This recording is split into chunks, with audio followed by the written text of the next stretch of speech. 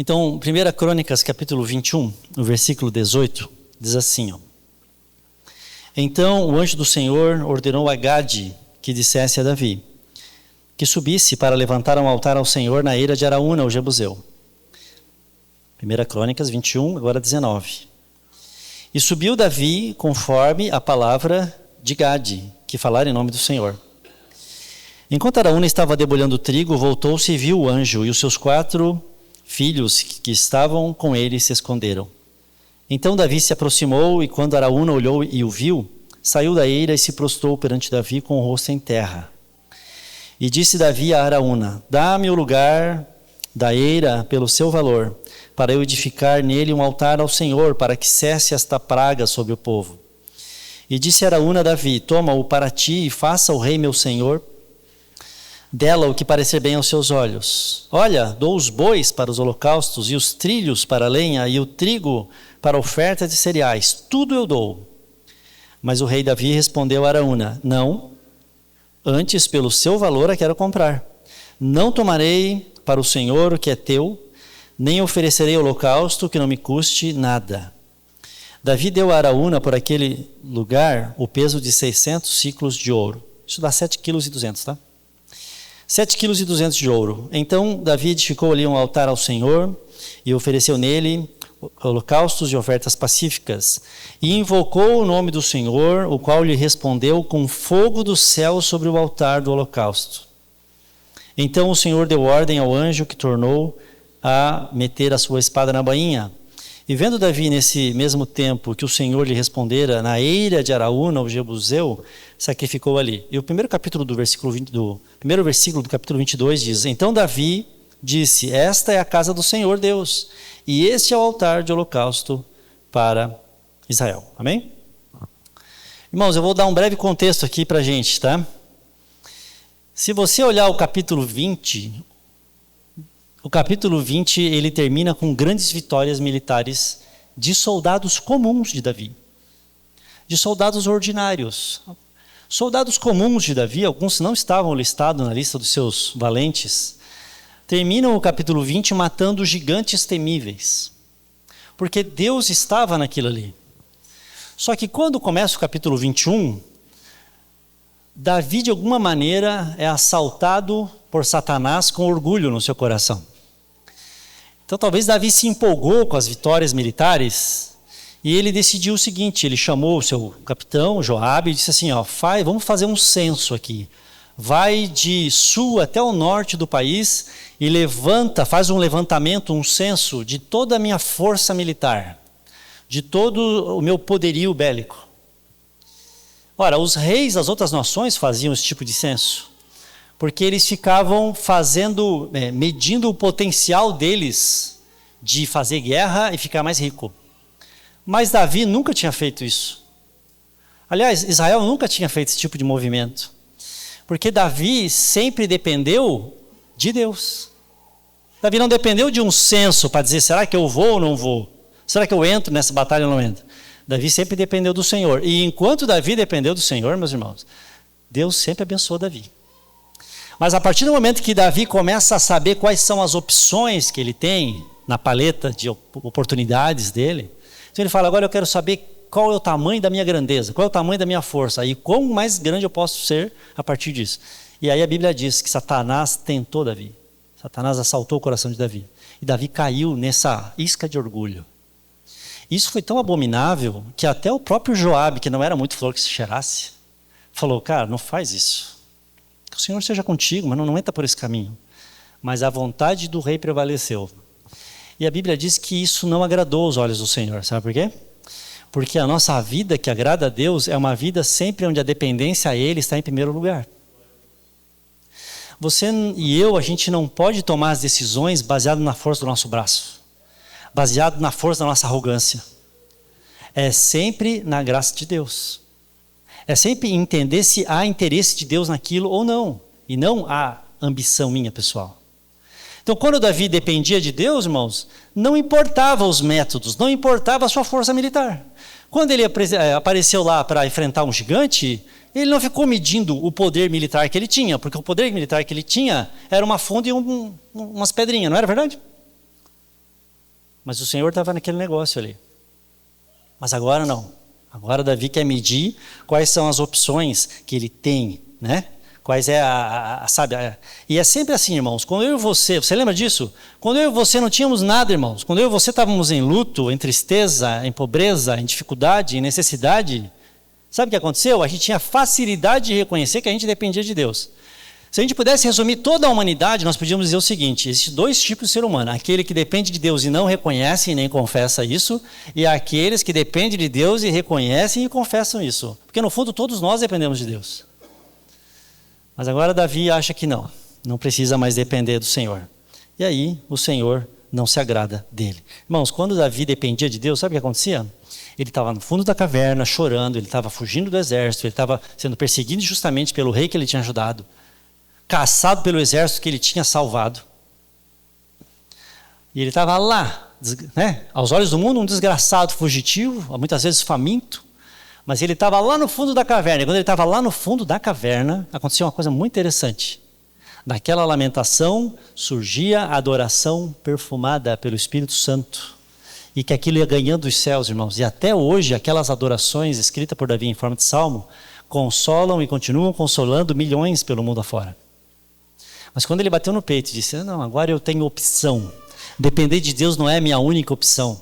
Depender de Deus não é a minha única agenda. Aí, irmãos, ele foi reprovado pelo Senhor. Então, que em nome de Jesus, o Senhor nos ajude a gente não cair no mesmo tipo de reprovação, entendeu? Porque momentos de bonança são momentos de grande tentação na nossa vida. São momentos que a gente olha e acha que a gente pode, agora tem uma opção, entende? Quando a gente estava desesperado, vindo ao culto, era uma coisa assim que você contava as horas. Mas agora está tudo bem, então, e participar, reunir, adorar o Senhor, buscar o Senhor, levantar de madrugada, com fome de Deus, com fome da sua palavra, de joelho no chão, isso daí já não é mais mandatório, entendeu? Isso aqui é... Se eu não orar, minha conta bancária está legal, se eu não orar, eu estou garantido, se eu não orar, minha empresa, se eu não orar... E aí é o perigo, porque aí entra o orgulho e cessa a adoração. Porque adoração e orgulho são coisas que não se misturam. Só existe um coração de adorador onde existe humildade. Então o Senhor, no seu amor, vai corrigir Davi. Vai corrigir Davi com uma vara bem difícil. Porque agora Davi ele quer fazer o censo para saber quantas opções ele tem. E o Senhor fala: eu te dou 3 opções como juízo do teu pecado. É engraçado porque muitos imaginam e sonham com Deus que dê, como gênio da lâmpada, 3 opções de escolha. Mas a única vez na Bíblia que Deus deu 3 opções de escolha para alguém, foram 3 opções e as 3 foram uma calamidade. Escolhe, Davi. Opção número 1, você quer que a espada dos teus inimigos te alcance? Opção número 2, fome. Opção número 3, peste. Então, eu não quero um Deus gênio da lâmpada que venha nunca para mim me perguntar quais são as 3 opções. Prefiro Deus que, sabe, a gente fala: Senhor, Tu és tudo para mim. Como disse Asaf, né? Não tenho outro Deus além de Ti, e na terra não há quem eu deseje mais. E aí Davi cai ali e o Senhor manda esse anjo do Senhor ali, que a peste vai matando aí cerca de 70 mil homens e vem vindo para Jerusalém, que era a capital. E aí chega o momento em que Davi e os anciãos estão ali de pano de saco, desesperados, e eles olham, levantam os olhos e veem no horizonte, chegando na cidade, o anjo do Senhor com a espada desembainhada, suspenso, né, entre o céu e a terra, e eles entram em pânico, porque esse anjo vai entrar em Jerusalém, mas de repente o anjo para. O anjo para e vem o profeta, e o anjo, agora veja que coisa interessante, o anjo fala para o profeta Gade, que é o versículo 18 que a gente começou lendo. E o anjo diz assim, o anjo mandou o profeta Gade falar para Davi de ficar um altar ao Senhor na eira de Araúna, o Jebuseu. Interessante isso daí, irmãos. E aí a gente vê que daí vem então, o chamado, vem Davi para edificar ali, para sacrificar ali, para levantar um altar na eira desse tal de Araúna, que era uma colina que ficava adjacente ali à antiga cidade de Davi. Depois até ela foi incorporada na própria planta da cidade, mas nesse tempo ainda ficava do lado de fora dos muros. E Davi chega ali, e você viu a passagem que a gente leu. Porque daí Araúna, né, apavorado primeiro com o anjo, você viu que ele se escondeu. E depois ele vê o rei chegando, a autoridade chegando, e ele diz assim, olha, o senhor, né, o rei, você veio sacrificar? Então fica tranquilo. Fica tranquilo que eu vou te fornecer tudo. Vou te fornecer madeira, vou te fornecer os bois, vou te fornecer a lenha, sabe, você não se incomoda com nada, você não vai pôr a mão em nada.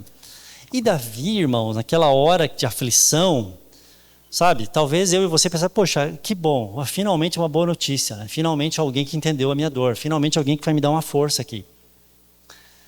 E Davi fala, surpreendentemente, não, de maneira nenhuma. Não, eu vou pagar o preço cheio. Eu vou pagar o preço cheio porque longe de mim, eu que ofereça ao Senhor holocausto que não me custe nada. Então a primeira coisa que eu queria falar sobre o princípio da adoração, irmãos, é que não existe adoração que não nos custe nada. A adoração que não nos custe nada, que foi de tal maneira terceirizada, que a gente vai lá e só assiste ou só observa, ou alguém faz aquilo e a gente entende que é só a gente participar ali pertinho que está feito, isso daí é uma mentira. Ou não é adoração, ou não é nossa adoração. Pode ser adoração, mas é adoração de alguém. Que você está ali no bolo, mas não é sua. E Deus sabe que não é sua. Deus sabe de onde está vindo essa adoração, e não é nossa. Se a gente achar que ela não custa nada. E Davi sabia muito bem disso, porque desde da sua juventude, quando ele era ele se propôs a ser um adorador ao Senhor, isso sempre custou um preço para ele. Você lembra quando ele estava lá no palácio de Saul, tangendo a harpa, daqui a pouco voou uma lança para cima dele? Ele teve que fugir. E o Senhor levou ele por um caminho de muito sofrimento, de muita lixa. Por quê? Porque é nesses momentos, irmãos, que a gente percebe a grandeza de Deus. Então Deus vai nos levar por caminhos muitas vezes custosos, que a gente fala, poxa, parece que a vida de todo mundo está tão boa e só a minha que não está, porque é quando a gente está quebrado, quando a gente está falido, quando a gente não confia mais na nossa própria força, é que Deus é visto como realmente Ele é, grande, excelso, majestoso, rocha minha, salvação. Então esses salmos de Davi, eles não custaram só requinte técnico, eles custaram também. Eles não custaram só habilidade de manusear um instrumento, e custaram isso também. Davi aproveitou os anos, sabe, de frustração no campo, sendo relegado a um reles filho que não era lembrado quando a visita chegava em casa. Ele aproveitou aquilo para aperfeiçoar a sua técnica, aperfeiçoar tudo. O que eu quero dizer é que técnica é muito importante, irmãos, e nós estamos aqui investindo nos nossos músicos com técnica. Trouxemos professores, graças a Deus, maravilhosos. Mas não se esqueça que o que nós precisamos, irmãos, é que Deus nos quebre. Porque quando Deus nos quebra, irmãos, a gente começa a entender o tamanho desse Deus. Então os salmos, se fossem limitados a um Davi que fosse ungido por Samuel e fosse direto para o trono, nós não teríamos os salmos. Então Deus precisou levar Davi para um caminho de sofrimento, de amassamento, de prensa, de privação, porque lá Davi reconheceu que ele não era ninguém. Quando a gente reconhece que a gente não é ninguém, a gente reconhece mais fácil que Deus é tudo. Então nascem os salmos. Então o Senhor vai nos tratar, o Senhor vai nos amassar, o Senhor vai nos fazer isso daí. Então para Davi já custou muita coisa. Agora, qual é a nossa ambição? A nossa maior ambição, provavelmente inconscientemente, irmãos, é que a nossa adoração possa ser terceirizada. A gente quase que sonha com isso. A gente sonha em que alguém ofereça para nós o boi, alguém ofereça para nós a lenha, alguém pague o preço, alguém jejue, alguém ore, alguém ensaie, alguém busque ao Senhor, E aí a gente chega aqui e vai desfrutar dessa realidade, que alguém pagou o preço. Entendeu? A gente quer assim sentar na janelinha, chegar por último e sentar na janelinha. A gente quer que alguém prepare, que alguém vai, a gente só chega assim com a canja bem moidinha, pega a colher assim e ainda tem que estar na temperatura certa. E isso é uma tendência nossa, irmãos. A gente não precisa maquinar fazer isso. Basta a gente ficar um pouco distraído. A gente perdendo o foco do que Deus chamou a gente para ser e fazer, automaticamente um dia tu vai se descobrir que tu virou essa pessoa. É incrível. Eu lembro quando a gente começou a comunidade aqui e tal, e a gente falou assim, olha, irmãos, nenhum de nós estava com essa intenção, mas a gente entendeu que o Senhor nos juntou aqui. Mas a gente entendeu que o Senhor nos juntou aqui para nós juntos sermos igrejas. Lembra disso? Juntos sermos igrejas. Então, como é que Deus pode te usar? Como é que tu pode glorificar o nome do Senhor? Como é que tu pode... E naquele começo, porque a gente gosta dos começos, a gente gosta do cheirinho de novo, né? Nossa, conta comigo, não sei o quê, e tal, beleza. Tal. Aí foi passando os meses. Sabe o que aconteceu? Adivinha o que aconteceu, irmão? A tendência natural, não estou falando daqui, estou falando da gente como ser humano. É todo mundo dizendo, vamos lá que nós vamos pegar junto. Daqui a pouco, irmãos, a galera vai saindo e vai, eu tenho um compromisso, eu tenho outra coisa, eu tenho uma situação, eu tenho uma limitação, eu tenho uma dificuldade, não é bem o meu chamado, e as pessoas vão recuando. E daqui a pouco, irmãos, tem 3, 4 se matando para carregar um piano. Estou falando alguma novidade para alguém? E aí, tem mais um detalhe, é que a gente não só tira a mão, a gente ainda cruza o braço e fala assim, ó, eu acho que você devia carregar o piano melhor, hein? Acho que não está bem carregado esse piano, não tá, vocês estão carregando, mas não está bem nivelado o piano, enquanto vocês carregam ele. E eu ouvi dizer que lá no outro bairro tem uma igreja que eles carregam o piano bonitinho. E eu acho que eu vou lá, porque me dá agonia ver pianos carregados de maneira, sabe, desnivelada. Parece cruel isso para ti? Mas é o que acontece ou não é, amados? Então a gente vira, em algum momento a gente vira fiscal do nível, da qualidade de adoração que os outros estão fazendo.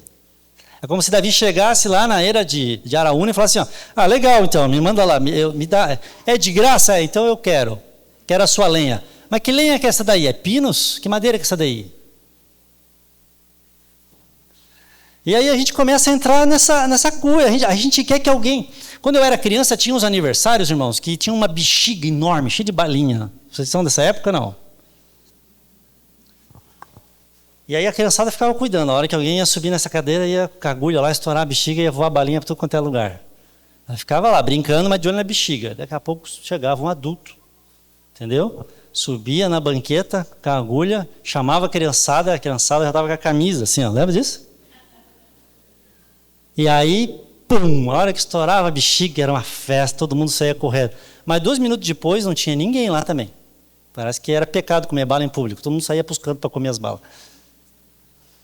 E a gente às vezes vem, né, na vida com Deus, a gente está nessa daí, está um olhando para o outro dizendo, ei, quem é que vai furar a bexiga hoje? Quem é que vai pregar hoje? Esse daí não sabe furar a bexiga direito. Cara, Deus chamou para você furar essa bexiga. Está entendendo? Deus está te chamando para tu subir na banqueta, amado. Para tu pegar a agulha e para tu dizer assim, ó, deixa comigo. Não vai sobrar nada para mim, mas eu furo para vocês. Mas o nosso sonho, irmãos, é quase que a nossa fantasia, é isso, é terceirizar todo o trabalho sujo. E aí a gente chega aqui, domingo, 19 horas. Não, 19 horas não, né? Não precisa chegar no horário. 19h15. E daí o louvor já passou aquela abertura também, o culto fica mais curtinho, fica mais, né? mais express. E aí vai pregador, faz o fogo descer do céu, pregador, ora aí e tal. E daqui a pouco eu tenho outro compromisso, eu tenho outras opções na minha agenda. Irmãos, essa palavra não é fácil de ser pregada, mas eu preciso pregar ela. Sabe, o Senhor está nos chamando a subir esse altar aqui. E a gente entender que vai nos custar coisas indiretas, ou seja, simplesmente eu e você nos posicionarmos para agradar o Senhor, vai nos custar perseguição, vai nos custar dissabores, ataques do diabo, vai nos custar alguma coisa. Mas não só isso, como também de maneira direta, a gente tem que entender que, Deus me chamou aqui, não para ser um cara que desfruta do sacrifício de alguém, mas de eu tomar parte no corpo de Cristo. O corpo de Cristo é o único corpo que não tem apêndice. Não tem alguém que não tem nenhuma função ali, e só está ali para fazer doer. Não, Deus chamou para, de alguma maneira, você prestar um culto ao Senhor que só você pode prestar. Você pode dizer amém? Então é isso, sabe? Esse é um princípio básico. A adoração nos custa. A adoração nos custa de alguma maneira. Sabe? Não fica perguntando assim, mas essa igreja tem, o que ela me oferece? Irmãos, ela oferece o que cada membro dela estiver disposto a dar. Você é membro ou você é cliente? Porque se você é membro do corpo de Cristo, quem está fazendo essa pergunta é o Senhor para ti. E aí, o que você pode me dar? E esse é o princípio do culto. Todo judeu, quando você fala assim, vamos cultuar, ele fala assim, tá, o que eu vou levar para dar? Entendeu? Porque o princípio de culto é o quê? É entrega, é sacrifício, é abnegação, é rendição. Não é assim o que eu vou ganhar, é o que eu vou perder para cultuar o Senhor. Então, em nome de Jesus, essa é uma grande lição que Davi vai nos dar aqui, sabe? E a gente precisa disso. A gente precisa disso, sabe? Nunca foi o sonho de Deus que uns poucos iluminados subissem lá, sabe? Quando a gente lê lá, eu não vou entrar nesse assunto, que é um assunto que só isso daí já esgota, mas assim, Deus quer uma nação de sacerdotes. Lembra da carta de Pedro? Nação santa, sacerdócio real, povo adquirido. Mas sabe qual que é a nossa tendência? É o seguinte, Moisés, está dando muito relâmpago nesse morro aí. Sobe você e nós ficamos aqui te olhando. Se você cair tostado, a gente chora. Mas eu não vou subir. Era esse o propósito do Senhor? Não, nunca foi. Então, irmãos, Deus espera que a gente, claro, cada um do seu talento, cada um do seu dom, não é verdade? Não é à toa que o irmão Luiz fez o solo e eu estava escondido atrás do irmão Valdemar. Existem razões para isso, certo? Existem razões para isso. Mas ao seu tempo, cada um diz glória. Qual é o seu jeitinho? Qual é a sua maneira de cultuar? Qual é a sua maneira de servir? Qual é a sua maneira de entregar esse sacrifício vivo, santo e agradável a Deus, que é o teu culto racional? Não é ser fiscal, te garanto. É para você tomar parte nisso, certo? É para você glorificar o Senhor com a tua vida, com a tua expressão, com a tua inteligência, com a tua voz, com a tua mente, com o teu corpo, com tudo que há em ti. Tudo que há em ti, bendiga o teu santo nome. Então a nossa adoração é isso daí, irmãos. A gente precisa entregar tudo para o Senhor, certo? A adoração não custa um alto preço. A adoração custa tudo. E quando a gente fala de tudo, eu quero que você tenha em realce que ela custa tudo, começando pelas coisas que para ti são aquelas que tu menos queria que custasse. Sabe aquela coisa do, não, isso aqui eu acho que não, Senhor. Te louvar no meio da enfermidade de alguém, do meu filho, te louvar no meio do desemprego, ali não, ali para mim, aí o Senhor vai falar, então eu vou te levar bem lá. É teleguiado a coisa, se chama o trabalhar da cruz. Ela vai te levar bem onde tu temia, igual Jó. Para ali tu dar glória e louvar o Senhor, dizendo, bendito é o Senhor deu, o Senhor tomou, bendito seja o Senhor. Porque é ali que a gente mais glorifica o Senhor.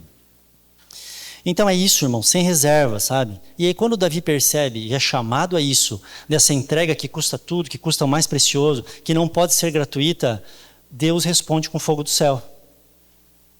Então Deus responde com fogo do céu quando o culto é feito dessa maneira.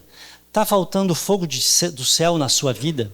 Está faltando fogo do céu na minha vida? Irmãos, não existe altar coletivo nesse sentido. Sabe, a gente está vivendo realidades muito distintas às vezes dentro de uma mesma igreja. Tem gente que está passando por um avivamento cheio do Espírito Santo, o fogo de Deus está descendo, e tem outro do lado dizendo assim, meu Deus, está uma geada em cima do meu altar, não tem nada, está gelado, tá. E aí nessa hora a gente terceiriza as responsabilidades também. Pô, porque também o culto de domingo, mas também, irmãos, essa é uma realidade pessoal. Em primeiro lugar, ele é pessoal. Sabe, é você. Eu não vou conseguir arrumar o altar da sua vida. O outro pastor, o outro irmão, por mais que Deus ministre uns aos outros, mas esse compromisso íntimo de amanhã, segunda-feira, quando ninguém estiver vendo, você está lá, dando o seu sacrifício de louvor, isso daí não dá. Não dá para ninguém carregar ninguém aqui. Não dá para ninguém patrocinar ninguém aqui. Não dá para a UNA pagar o boleto do Davi nesse sentido. Isso é individual, amados. É individual. Glórias a Deus por isso. Então, tá aí, esse é o primeiro princípio, né? Agora, é muito interessante porque o anjo está vindo e acontece uma coisa muito inusitada aqui, você concorda comigo? O anjo chega no quintal do tal do Araúna, ficava numa colina, e ali ele para. E ali ele fala para o profeta Gade, chama Davi e fala que tem que ser exatamente nessa longitude e latitude, nessa coordenada aqui, sabe? É aqui que ele tem que sacrificar. Isso é muito curioso, mas por que ali? Por que não em outro lugar? E existem razões que eu acredito que Deus, ele botou o seu pin, assim, tá? Ele botou a sua marca ali, para nos chamar a atenção e para nos ensinar mais um pouco das coisas.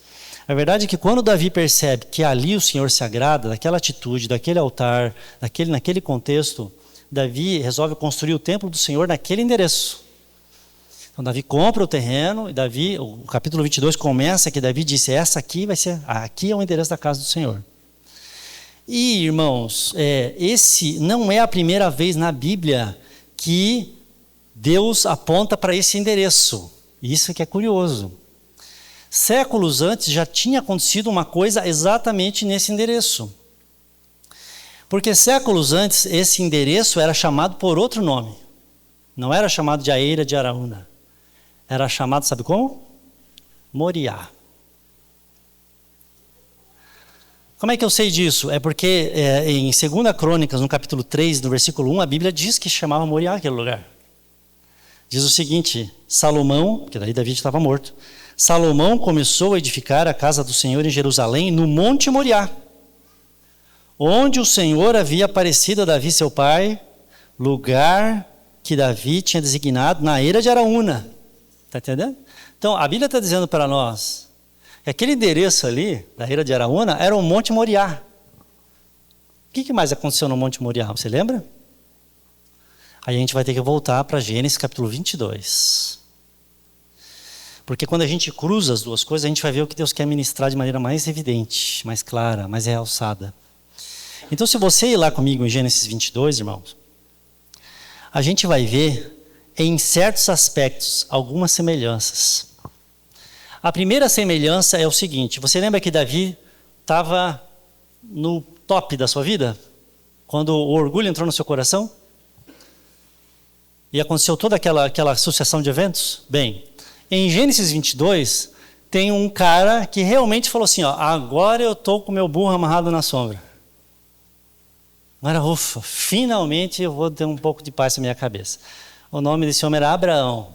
Se você ler o capítulo 21 de Gênesis, o capítulo exatamente anterior, você vai ver como termina esse capítulo. Esse capítulo termina, nasce Isaac, se passa um tempo e as maiores ameaças regionais à paz de Abraão era Abimeleque. E Abimeleque vê que Deus prospera Abraão, que Deus está com Abraão, que Abraão é um cara diferente, e aí inverte que Abimeleque começa a achar que Abraão vai ser uma ameaça para ele. Então Abimeleque, com o seu comandante, chamado Ficol, procura Abraão e diz, vamos fazer um tratado de paz aqui? Você me promete, Abraão, que você nunca vai me atacar? Imagina para Abraão, que maravilha de proposta. Abraão serve um jantar, eles fazem um acordo de paz, os visitantes vão embora em paz. Abraão deve ter voltado para dentro da tenda falando assim, meu Deus, Sara, não vai acreditar, aconteceu a melhor notícia de todas. Sabe o que acontece? Abraão está tão feliz que ele resolve plantar uma palmeira chamada tamargueira. Abraão plantando árvore, né? Abraão não era o cara que ficava de um lado para o outro, mas agora ele disse assim, agora nós estamos bem. Agora nós vamos arriar aqui a nossa bagagem, nossas malas. Pode plantar árvore. Sabe quanto tempo demora para uma tamargueira começar das tâmaras? No mínimo 70 anos. Acabou. É aqui mesmo. Pode vir o boleto de IPTU. Achamos o lugar que finalmente nós vamos ter paz para a nossa cabeça. E aí ele planta, sabe? Porque daí ele pensa, eu vou ficar na sombra, agora é minha hora de eu sentar na sombra e ficar tranquilo. E os meus filhos, os meus netos que vão vir depois de Isaac, aí eles vão ainda comer a doçura desse fruto, e vai ser uma geração de doçura, 2 gerações de doçura. Aí ele está ali. E aí começa o capítulo 22. E depois dessas coisas, que é bem depois dessas coisas. Bem depois você acha assim, que já fiz bastante, já lutei bastante, já renunciei bastante, já estou com a minha sandália gasta de tanto caminhar e ser peregrino, agora eu estou estabilizado, agora está tudo no seu devido lugar. Aí Deus aparece com a proposta mais temível que você possa imaginar. Ele diz assim, ó, depois dessas coisas apareceu o Senhor Abraão, disse Abraão disse, eis-me aqui, Senhor. E aí Deus provoca o maior escândalo que poderia provocar. Deus diz assim, toma o teu filho, o teu único filho, Isaque, a quem tu amas. Olha, Deus sabia onde estava mexendo, está entendendo? Deus sabe onde pega na gente. A quem tu amas, e vai à terra de Moriá, e oferece-o ali em holocausto sobre um dos montes que eu te mostrarei. Irmãos, sabe o que era um holocausto? Sabe o que Deus estava falando para Abraão? Pega o teu filho, sobe o morro com lenha nas costas, mas bastante lenha, porque ele vai virar cinza. E depois você pega uma faca e você degola ele, depois você esquarteja o teu filho, e depois você toca fogo no cadáver despedaçado até virar cinza. É isso que eu estou te pedindo. O teu filho, o teu único, a quem tu ama, aquele que eu te prometi, aquele que eu te fiz promessa, aquele que eu te dei, agora eu estou te tirando desse jeito e vai ser pela tua mão. Então, às vezes a gente acha que Deus está nos pedindo muitas coisas para a gente adorar Ele. Mas Ele chegou a esse ponto já contigo? De te pedir a esse extremo? E aí Abraão obedece. Isso é maravilhoso. Abraão vai e diz, ok, Senhor. Né? Às vezes eu fico pensando assim, como a minha vida seria muito mais fácil se eu não tivesse sido chamado para ser amigo de Deus. Se você não tivesse sido chamado e chamada para ser amigo e amiga de Deus, a sua vida seria muito mais leve. A sua vida seria muito mais estabilizada. A sua vida seria muito mais pacata. Mas você tem um problema, entre aspas. Você foi chamado para ser um amigo, um adorador do Senhor. E quando a gente é chamado assim, Deus não deixa a gente numa vida ordinária. Deus vai nos puxar para baixo para depois nos lançar para cima, para o extraordinário. E a parte extraordinária todos nós queremos, mas antes tem um recuo aí. Um recuo de impulso, que nenhum de nós aceita, ou deseja aceitar. E aí o Senhor fala isso com Abraão, e Abraão vai lá, racha a lenha, prepara ali a cavalgadura, o jumento. São 70 quilômetros, são 3 dias de viagem. Isaque tinha mais ou menos entre 20 a 25 anos de idade. Não era um menininho, era um homem formado já. Anos de investimento, anos de sonho, anos de ensino, anos de caminhada lado a lado com aquele filho que ele esperou por tanto tempo. E aí Abraão chega lá, ao 3º dia, Abraão chega ali aos pés da colina de Moriá, né, na eira de Araúna, para entregar sobre o altar de Deus, até o último suspiro, aquilo que era mais precioso para ele. Aquilo que era mais caro, aquilo que era mais insubstituível. Aquilo que, se quebrado, não tinha mais como colar as pecinhas de novo. E Abraão se vira para os servos que acompanhavam e faz uma declaração de fé tremenda. Ele diz assim no versículo 4, no versículo 5, né? Disse Abraão a seus servos, esperai aqui com o jumento. Eu e o rapaz iremos até lá, e havendo adorado, voltaremos para vós. Irmãos, a gente já falou que a adoração irrestrita não custa só tudo, mas ela exige fé. Nós adoramos por meio da fé. Nós não adoramos porque está tudo bem na nossa vida. Nós não adoramos porque a gente está vivendo o momento mais legal. Nós não adoramos porque simplesmente como resposta a bênçãos pontuais que o Senhor nos dá pela sua graça. Nós adoramos a Deus por quem Deus é. E porque Deus nunca deixa de ser quem Ele é, a gente nunca deve esmorecer a adoração. E isso é fé. Isso é fé que Deus é poderoso, que Deus é amoroso, mesmo quando eu não entendo, mesmo quando Ele está me dando aquilo que eu queria e que esperei tanto tempo e agora Ele me deu e está me tirando. É fé de que Ele sabe o que está me pedindo. É fé de que Deus é santo, então Ele está além do que eu consigo. Ontem à noite a gente falava um pouquinho sobre isso daqui, rapidamente, que o que é santidade? Santidade é o seguinte, não tem como classificar, entendeu? Deus está fora, Deus está muito além da nossa compreensão, Deus está muito além daquilo que a gente pode tentar comparar e enquadrar Ele em qualquer espécie de comparação. Tudo nessa vida, se você parar a pensar, é classificável. Tudo. Você pode pegar qualquer coisa. Esse microfone é um instrumento, é um equipamento de som, ele pertence ao tipo de microfone X, à classe de microfone Y. Tudo é classificável. Até o ser humano é classificável. Até os nossos tipos de atitudes são previsíveis, são classificáveis. Por isso que a gente consegue estudar as coisas. Porque elas se tornam previsíveis debaixo de certos padrões. Porque elas pertencem a classes, a tipos, a reinos.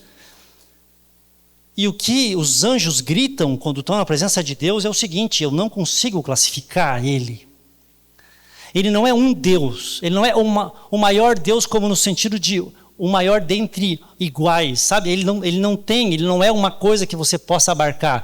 Ele não é uma coisa que você consiga catalogar, que você consiga, sabe, dissecar. Ele não é alguém que você consiga comparar, que você consiga, sabe, depois de dissecado, você encaixar num vazio da tua estante, porque Ele é santo, santo, santo é o Senhor.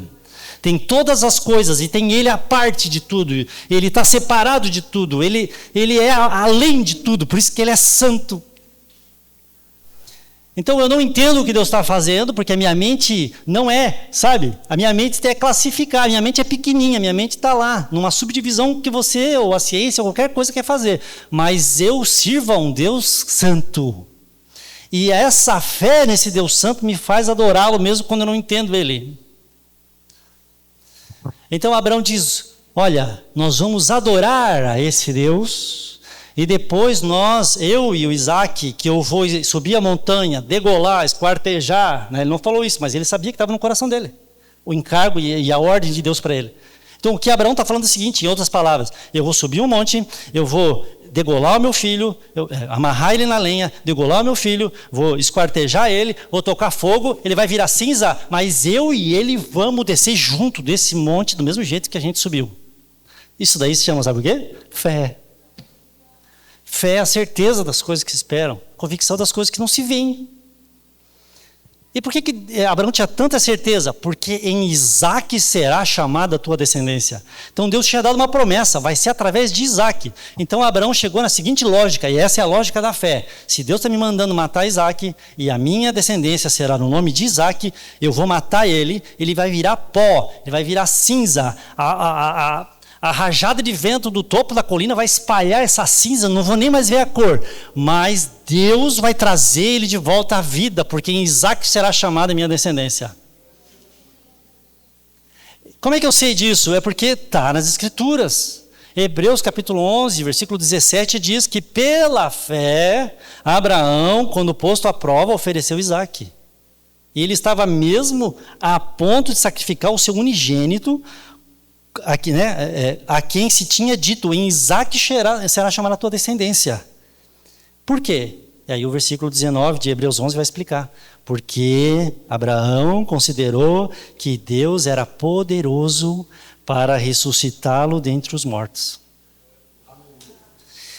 De onde também figuradamente o recobrou. Irmão, sem fé não tem adoração. Sem fé, pelo contrário. Sem fé existe o oposto da adoração. Sabe o que é? Reclamação, indignação, queixa, rancor, amargura. Mas pela fé, irmãos, a gente tem outra lógica, uma lógica diferente. É a lógica de não importa o que me custe, nem importa o que me aconteça. Se Deus está comigo, se o Senhor me tem feito essa promessa e nenhuma das suas promessas cai por terra, Ele vai tirar o coelho da cartola. Eu não sei como Ele vai fazer, eu não sei quando Ele vai fazer, mas se Ele diz que Ele vai fazer, porque Deus não é homem para que minta, nem filho do homem para que se arrependa. Então se Ele me prometeu, Ele é fiel. E por aquilo que Ele é, eu vou adorá-lo. Eu vou adorá-lo. Não importa o que aconteça, não importa o que eu perca. Esse Deus é digno de louvor, esse Deus é digno de toda adoração. Romanos 4,17 diz o seguinte, como está escrito, falando de Abraão: eu o constituí pai de muitas nações, diante daquele em quem Abraão creu. Ele creu. O Deus que dá vida aos mortos e que chama a existência as coisas que não existem como se elas existissem. Cara, mas Isaac não vai nem mais existir. Tu não vai poder nem enterrar o teu filho. Ele vai se dissolver nas cinzas. Não, mas Deus é poderoso. E Deus chama à existência as coisas que não existem mais como se elas existissem. E elas passam a existir. Então, sem fé, irmão, eu e você, se a gente não ter fé de que a gente está adorando Deus que ressuscita os mortos, a gente não pode ser um adorador. Aliás, a gente não pode ser nenhum cristão. Porque os cristãos, você sabe disso, nós acreditamos que no trono está um cadáver ressuscitado. Ou não está? Não está aquele que foi morto, estive morto, mas ressuscitei? Esse que estive morto, diz em Apocalipse. Mas eis que vivo pelos séculos e os séculos, amém? Então, irmãos, a gente precisa ter fé, porque se a fé esmorece para a adoração. Então, quem é que está no trono? Está no trono o Cordeiro que foi morto e que ressuscitou. E que pode dar morte e tirar a vida de novo, e de novo, e de novo, e de novo. E por falar em Cordeiro, irmãos, a gente viu ali, em Gênesis 22, Abraão pega a lenha do holocausto, coloca sobre o seu filho Isaque, e ele, por sua vez, leva, o Isaque levava nas mãos o fogo e a faca. Abraão, melhor dizendo. E Isaque levando a lenha. Se Isaque fosse um menino, não ia dar conta, né? Subir o morro com a lenha acima. E assim os dois caminhavam juntos. E Isaque rompe o silêncio e disse a Abraão, seu pai, meu pai. E Abraão responde, eis-me aqui, meu filho. E Isaque pergunta, eis aqui o fogo, a lenha, mas onde está o cordeiro para o holocausto? Isaque não era bobo, né? Isaque falou, está faltando o principal aqui. Cadê o cordeiro? E aí Abraão responde, Deus proverá para si o cordeiro, para o holocausto, meu filho. E os dois seguiam juntos. Você percebe como Isaque também teve fé aqui? Você percebe como Isaque foi submisso? Ou será que um jovem de 20, 25 anos não ia dar conta de um velhinho de 125? Mas de alguma maneira Isaque se submeteu àquilo. E essa pergunta que Isaque faz, onde é que está o cordeiro, pai? Essa pergunta é a pergunta mais importante do Velho Testamento. Todo o Velho Testamento, de alguma maneira, está ecoando essa pergunta. Onde está o cordeiro? Aonde está o cordeiro do holocausto? Aonde está o cordeiro que vai nos substituir? E a resposta de Abraão, que é Deus proverá para si o cordeiro, irmãos, ela mostra um pouco de como os santos da antiga aliança eram justificados. Eles eram justificados pela fé no cordeiro de Deus, que Deus proveria para si. Agora, a pergunta de Isaque, aonde está o cordeiro? Que é uma pergunta que só João Batista, às margens, do Rio Jordão, lá em João capítulo 1, versículo 29, vai responder, eis o cordeiro de Deus que tira o pecado do mundo. Essa também, de certa maneira, é a pergunta que Deus faz quando eu e você estamos adorando.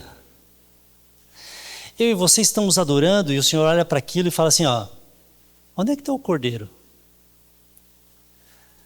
Porque Deus está interessado em achar a glória do seu Filho na nossa adoração. Estou falando alguma coisa errada, irmãos? Não.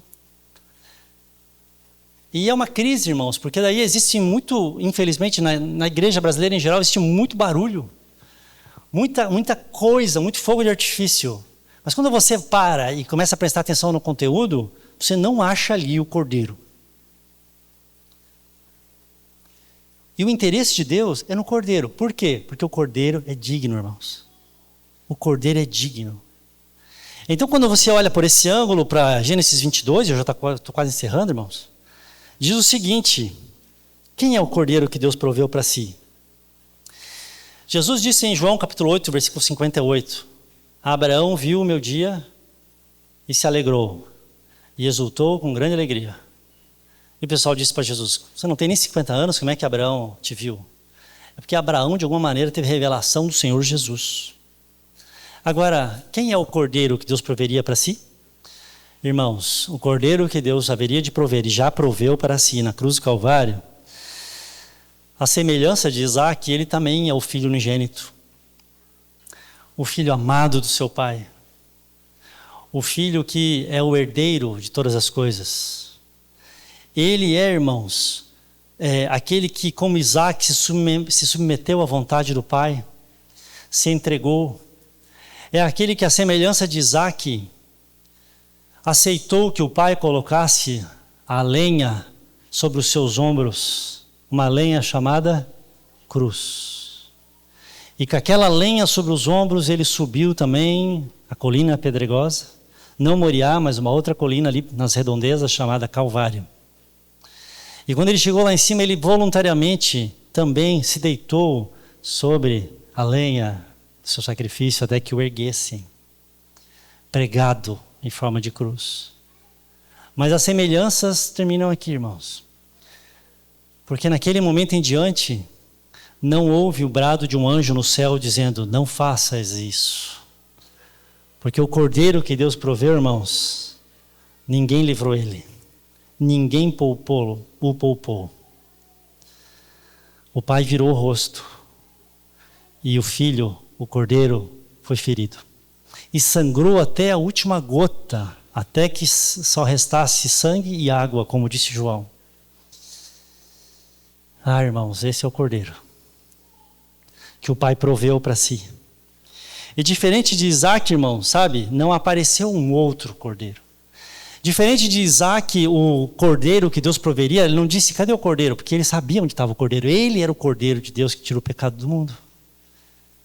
E naquele momento não apareceu um terceiro, não apareceu um outro. Ele era esse outro. Ele era o substituto pela minha e pela tua iniquidade.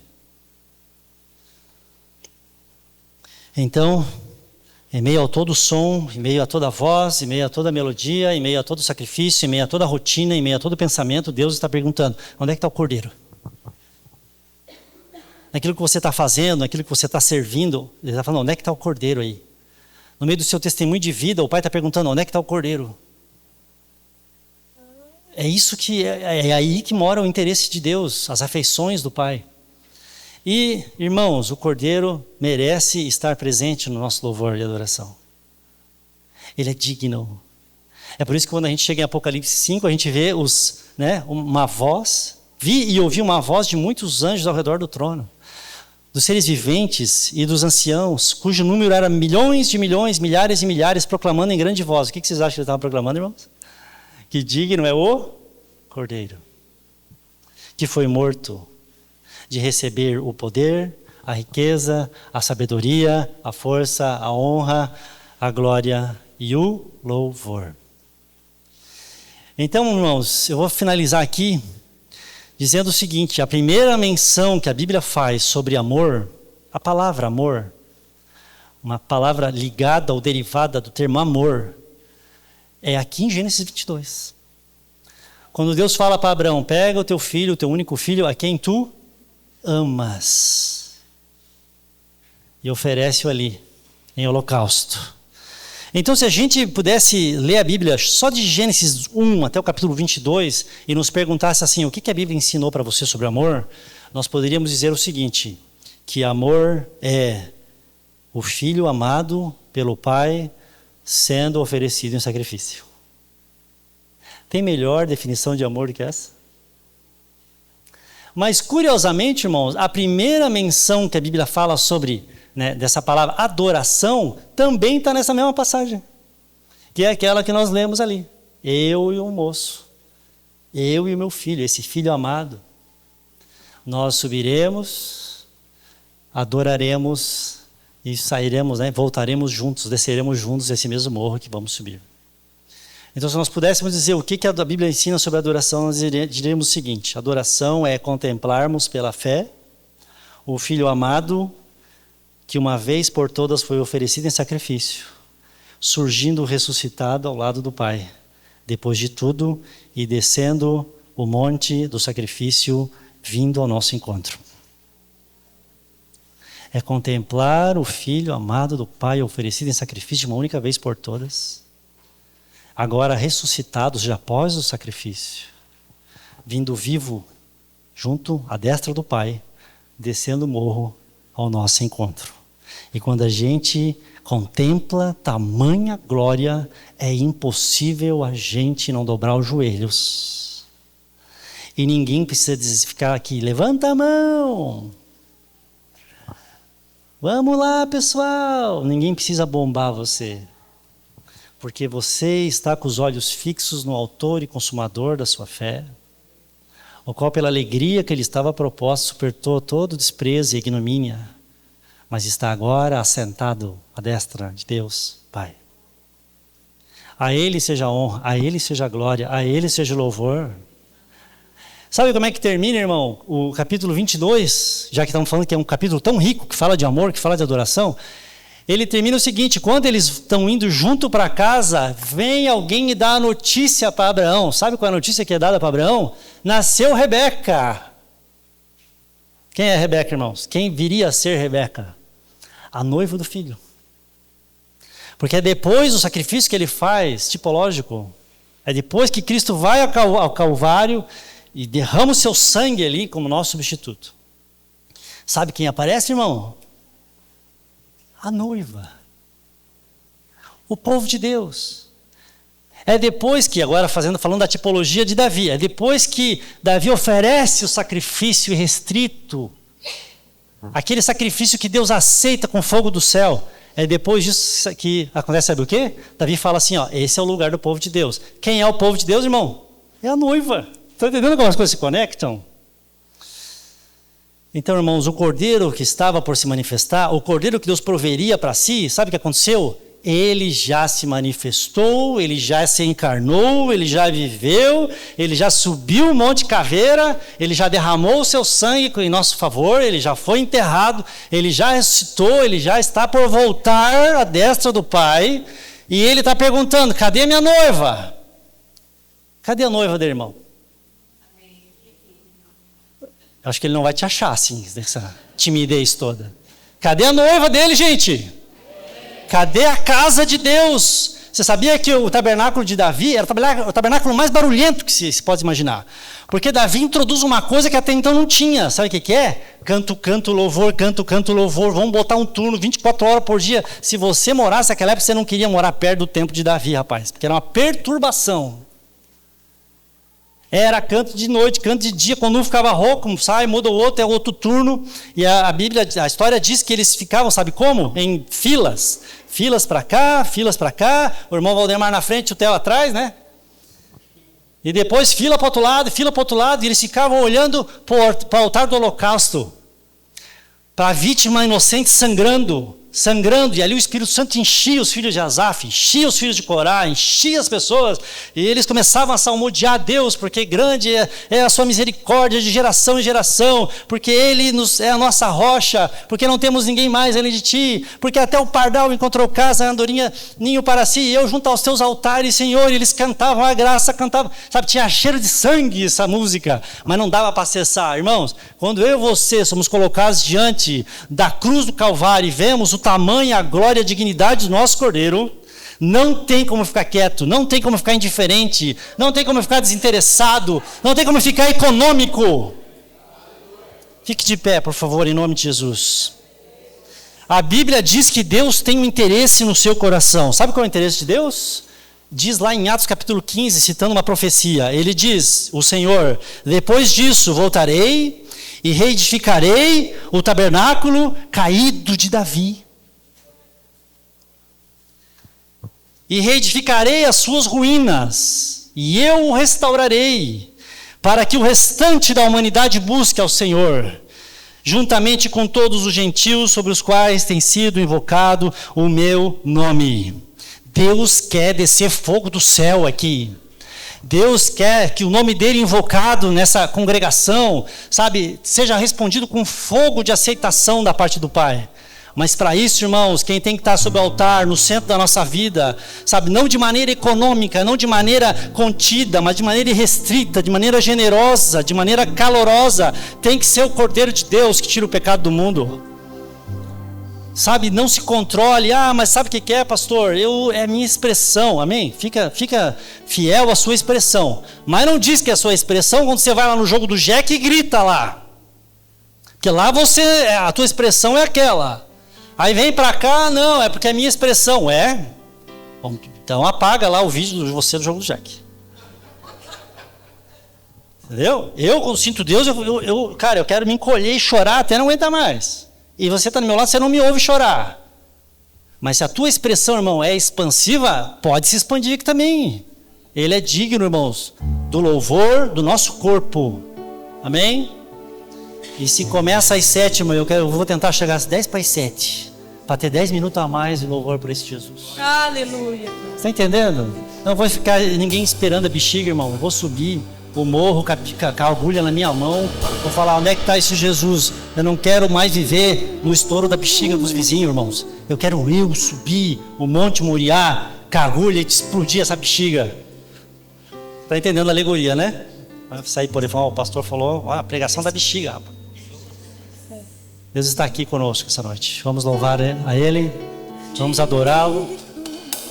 Mas faça isso, sabe? Esperando o fogo do céu essa noite. Esperando o fogo do céu. Em nome de Jesus.